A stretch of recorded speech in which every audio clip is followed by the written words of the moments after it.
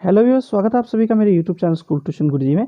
आज हम बात करेंगे वर्कशीट 29 की, जो कि 29 जनवरी की जारी की है। क्लास 8 की साइंस सब्जेक्ट से रिलेटेड वर्कशीट है। यहाँ बच्चे अपना नाम लिखेंगे और यहाँ अपने क्लास टीचर का नाम लिखेंगे। बच्चों, हमारा चैप्टर चल रहा है reproduction in animal and today we will study about fertilisation. यानी कि आज हम फर्टिलाइजेशन के बारे में पढ़ेंगे बच्चों। तो चलिए बच्चों, देखते हैं, जानते हैं, समझते हैं कि आज के चैप्टर में आपके लिए क्या खास है और आपका आज का जो वर्कशीट है आपके लिए क्या कहती है। तो चलिए शुरू करते हैं बच्चों। Reproduction in animals.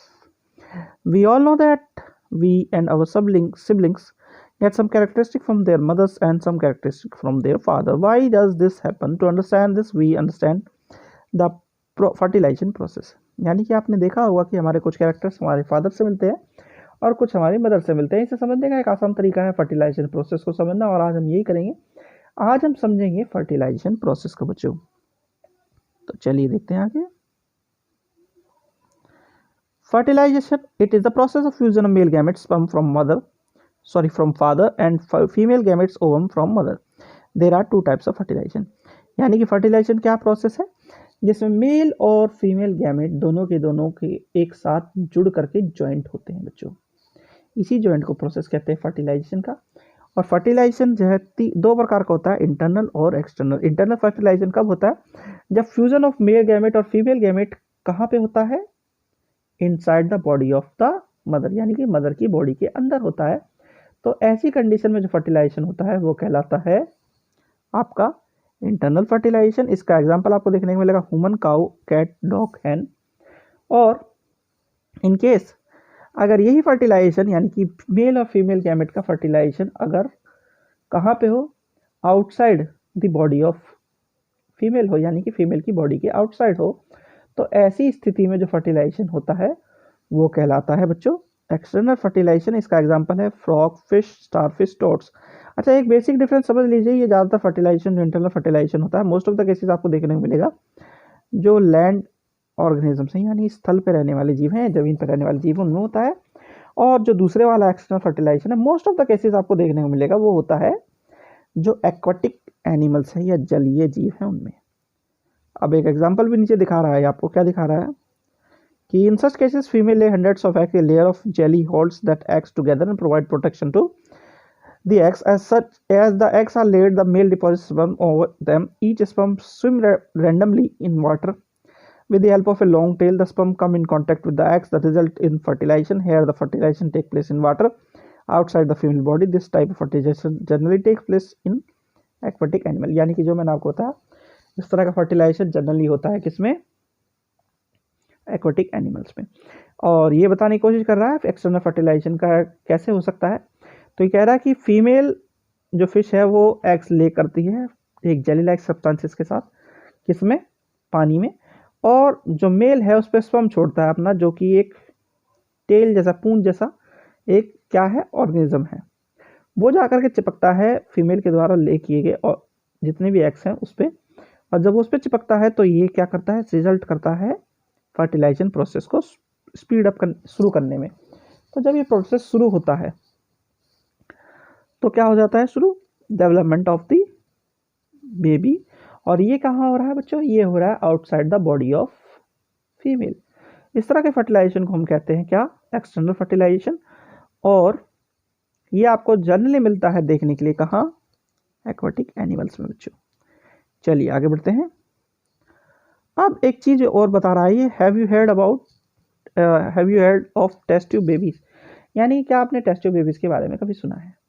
तो टेस्ट ट्यूब बेबीज थोड़ा नाम ही आपको अटपटा लग रहा होगा, लेकिन जरा आप इसके बारे में पढ़ते हैं, देखते हैं क्या कह रहा है ये। इन सम women oviducts are blocked. Such women are unable to bear babies because the sperm cannot reach the eggs for fertilization. Due to blocking, they cannot reach the eggs. In such situation, the doctors collect freshly released egg and sperm and keep them together for a few hours for IVF, in vitro fertilization. Fertilization outside the body. In case fertilization occurs, then zygote is allowed to develop for about a week, and then it is placed in mother's uterus.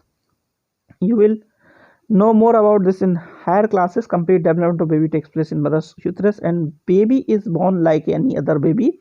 Babies born with this technology is called test tube babies. Misconception: test tube babies are not grown.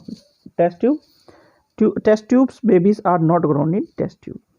यानी कि कहना क्या चाह रहा है ये कि कुछ ऐसी वुमेन्स होती हैं जिसमें प्रेगनेंसी से लेकर कुछ दिक्कतें होती हैं, जैसे कि ओविडक्ट इनकी ब्लॉक होती है। तो होता क्या है ऐसी कंडीशन में? ऐसी कंडीशन में होता यह है कि जो स्पर्म है वो जो एग है उस तक नहीं पहुंच पाता, जिस वजह से फर्टिलाइजेशन प्रोसेस शुरू हो सके। अब जब फर्टिलाइजेशन प्रोसेस शुरू नहीं हो पाता तो ऐसी कंडीशन में क्या होगा? बेबी का डेवलपमेंट या बेबी का जो न्यू बॉर्न बेबी है जायगोट फॉर्म नहीं होगा, बेबी नहीं बनेगा। इसको सॉल्व करने के लिए किया क्या जाता है? एग को और आपके स्पर्म को, यानी कि उस स्पर्म को दोनों को अलग अलग निकाला जाता है और उसे बाहर एक स्पेशल कंडीशन में डेवलप किया जाता है। जब वो डेवलप होता है तो जायगोट फॉर्म होता है। जायगोट जब फॉर्म होता है तो कुछ समय तक उसे, कुछ स्पेसिफिक पीरियड तक उसे डेवलप किया जाता है और जब वो डेवलप हो जाता है तो उसे वुमेन के यूथेरस में प्लांट कर दिया जाता है या इम्प्लांट कर दिया जाता है, जिससे कि नॉर्मल वे में बेबी का डेवलपमेंट हो सके। और इस तरह के बेबीज नॉर्मली डेवलप करते हैं, जैसे कि और बेबीज बोर्न करते हैं, डेवलप करते हैं। इस प्रोसेस में एक चीज़ जो मिसकॉन्सेप्शन है कि ये टेस्ट ट्यूब में डेवलप होता है, बेबी टेस्ट ट्यूब में डेवलप होता है, ये बिल्कुल ही गलत है, क्योंकि ये जो डेवलपमेंट होता है बेबी का वो मदर के अंदर ही होता है बच्चों। तो बच्चों ये तो बात हुई आपकी वर्कशीट की। अब जरा क्वेश्चन आंसर देख लेते हैं। तो क्वेश्चन आंसर शुरू करते हैं बच्चों। पहला क्वेश्चन है, what is fertilisation in which part of female fertilisation system does the process occur. तो फर्टिलाइजेशन क्या है? फर्टिलाइजेशन है एग और स्पर्म का जॉइंट होना और एक दोनों मिलकर के फर्टिलाइज हो जाते हैं, इसी को फर्टिलाइजेशन प्रोसेस कहते हैं बच्चों।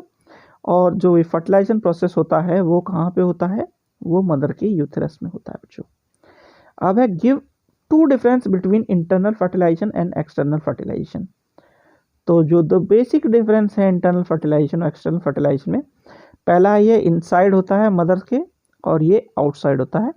दूसरा ये ज़्यादातर लैंड बेस्ड एनिमल्स में होता है और ये एक्वाटिक एनिमल्स में होता है बच्चों। चलिए अगला क्वेश्चन देखते हैं बच्चों। क्वेश्चन नंबर 3 है, fusion of egg and sperm is called fertilisation. फिर है, in cow and human dash fertilisation takes place. तो यह है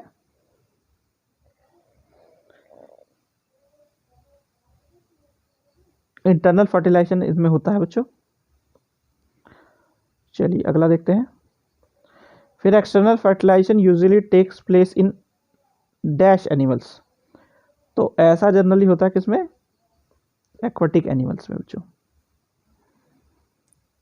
और आखिरी क्वेश्चन है, right full form of IVF. तो आईवीएफ है इन वाइट्रो फर्टिलाइजेशन, ये इसकी फुल फॉर्म बच्चों। तो बच्चों ये होगी आपकी वर्कशीट कंप्लीट और वीडियो भी। आशा करता हूँ आपको वीडियो अच्छी लगी होगी। अगर वीडियो अच्छी लगी हो तो चैनल को सब्सक्राइब करें, वीडियो को लाइक करें, शेयर करें। Thank you.